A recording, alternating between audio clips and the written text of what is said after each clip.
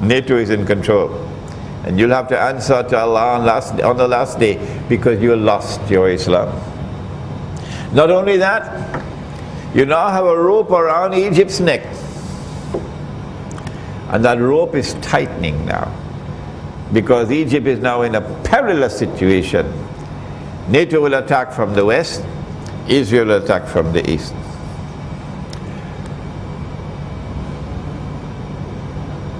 That Jewish-Christian alliance, the Zionist alliance, can be identified even further in the Quran with Gog and Magog. And this is my book on Gog and Magog. Gog and Magog are in the Quran. And you better study that subject of Gog and Magog, because they are the ones who control power in the world today, Ya'juj and Ma'juj. And if you follow them, if you remain under their umbrella, what are the consequences? Sahih Bukhari, and the hadith is repeated 4 times, but you'll hardly ever find anyone mentioning that hadith from the mimbar, or even in Charama. That on Judgment Day, Allah subhanahu wa ta'ala will say to Adam alayhi salam, take out the people for Jahannam. This is Hadith al-Qudsi, Sahih Muslim, Hadith al-Qudsi, direct speech of Allah. Adam alayhi salam will ask, how many are they, O Allah? And Allah subhanahu wa ta'ala will reply and say, out of every 1,000, take how many? 999. You know the hadith, mashallah. Out of every 1,000, take 999 for Jahannam. The companions of the Prophet ﷺ were terrified when they heard that. And he, the Prophet, smiled and said to them, good news for you. The one for Jannah will be from you. But the 999 will be Ya'juj and Ma'juj, will be Ahlu Ya'juj and Ma'juj. And so you're going to have a global society in Akhirul Zaman. And that global society, which comes into being in consequence of globalization, would be the global society of Gog and Magog. And once it embraces you, it's going to take you into the hellfire. Let us now leave Libya and come to Syria. We don't have time for Yemen. We don't have time for Bahrain.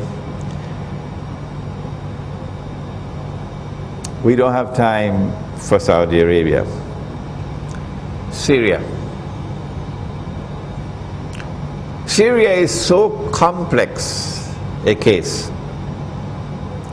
You cannot say that it is an uprising, because the Zionists are actually recruiting people, paying them, arming them to go and fight in Syria.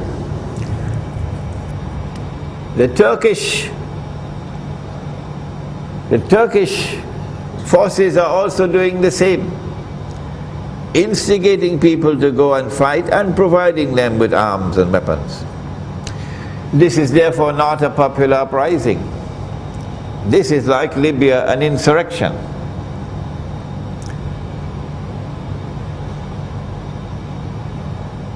But Syria also has a very large Sunni Muslim community.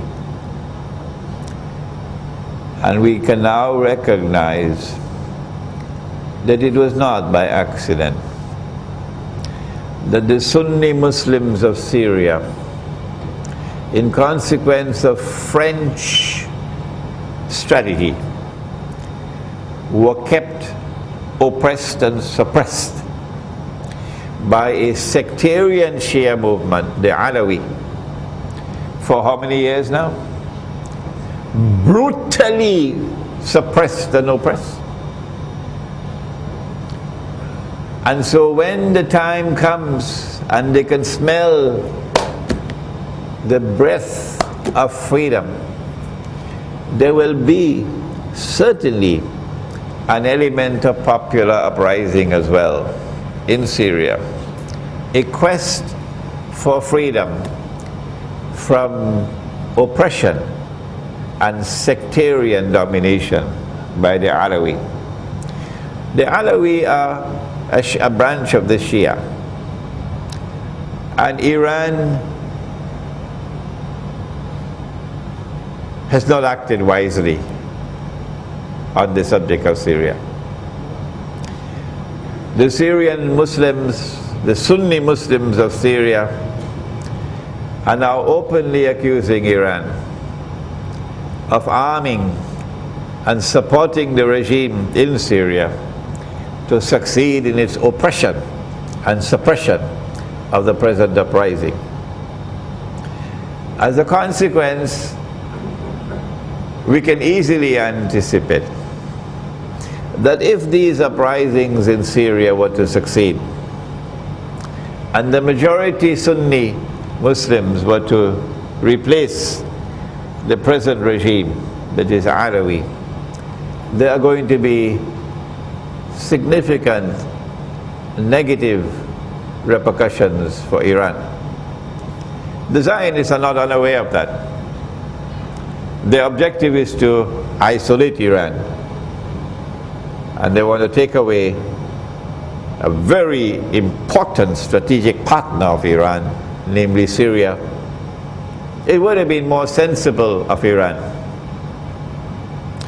to publicly advise the sectarian Shia Syrian regime that you need to share power with the Sunni Muslims who are our brothers in faith and who have been long suppressed and oppressed.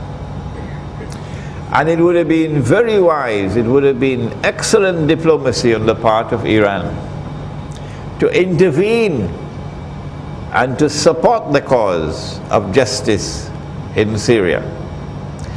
And in so doing, the Syrian Sunni Muslims would not have fallen, as they are falling unfortunately, into the same NATO trap. There are implications in Syria. I don't know whether the insurrection will succeed. Russia and China have just vetoed. It didn't come to the Security Council, it was vetoed before it came to the Council. A similar resolution as they had on Libya. So with the Russian and China, the vote was 9 against 2.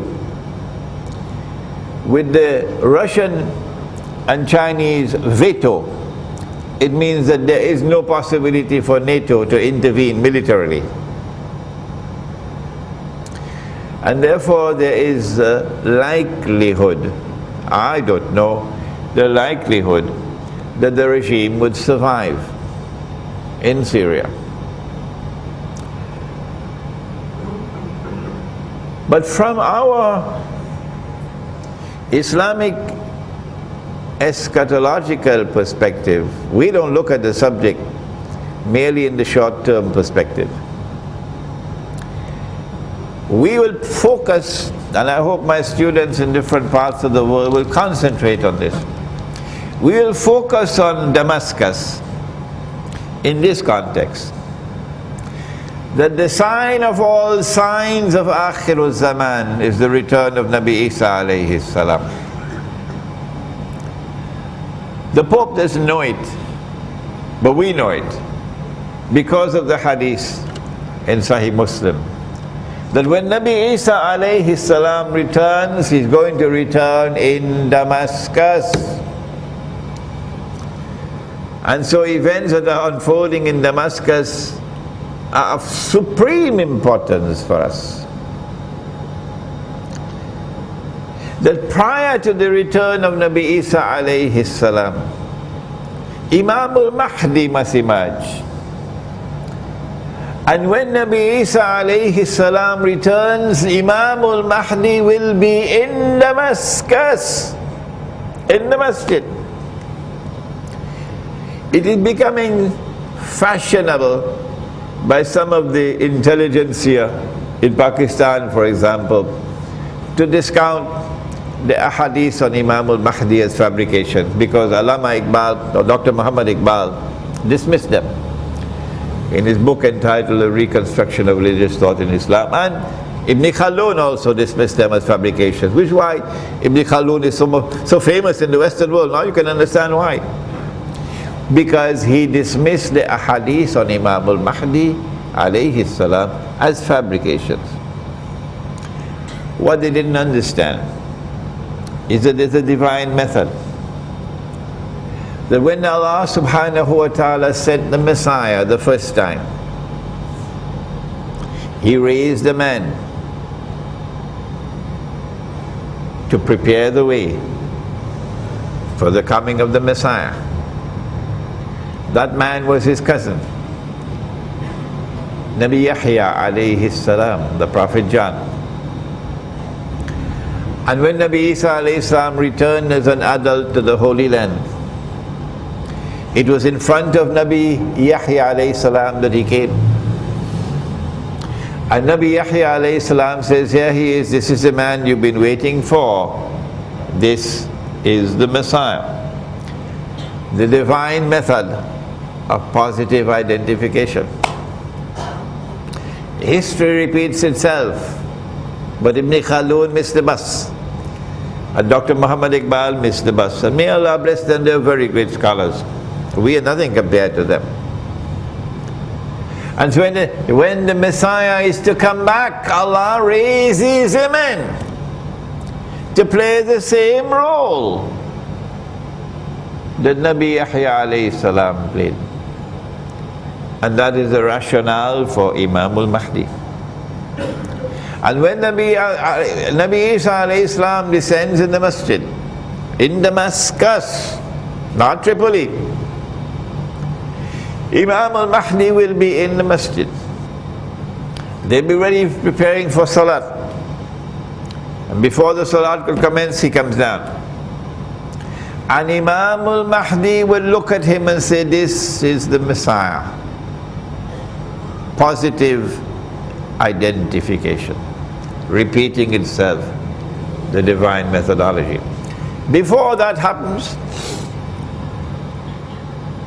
Imam al-Mahdi has to proclaim himself to be the Mahdi in Mecca. You may have heard my lecture, it's on YouTube. When he proclaims himself as the Mahdi in Mecca,